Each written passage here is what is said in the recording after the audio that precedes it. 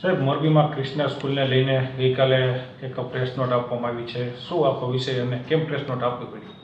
હા, એ મોટકા અશ્વિનભાઈ મધુભાઈની એક અરજી હતી.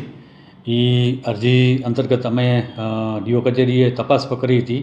ત્યાં 3-4 છોકરાઓ હતા અને તપાસ કરી તો એ કે સ્કૂલ નથી, આ લોકો માર્ગદર્શન માટે આવ્યા છે. પણ સાથે એના જે બીજા આગળ જે માર્કશીટોના ને બધી જે ફરિયાદો આવી હતી ત્યારે અમને એમ લાગ્યું કે કોઈ પણ વિદ્યાર્થીના ભવિષ્ય સાથે ચેંડા ન થાય એના માટે એને હાઈસ્કૂલની માન્યતા નથી, પ્રાથમિક શાળાની માન્યતા છે.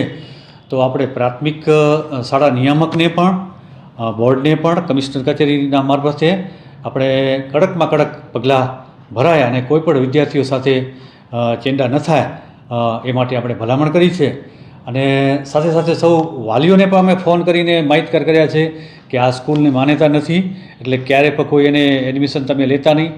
સાથે સાથે આપણે પ્રેસના માધ્યમથી પણ બધા જ વાલીઓને પણ આપણે સૂચના આપીએ છીએ કે જ્યારે પણ તમે કોઈ પણ સ્કૂલમાં પ્રવેશ લ્યો ત્યારે સ્કૂલની માન્યતા છે કે નહીં ચકાસીને માન્યતા લ્યો, જેથી આપણા વિદ્યાર્થીઓના ભવિષ્ય સાથે કોઈ ચેડા ન થાય.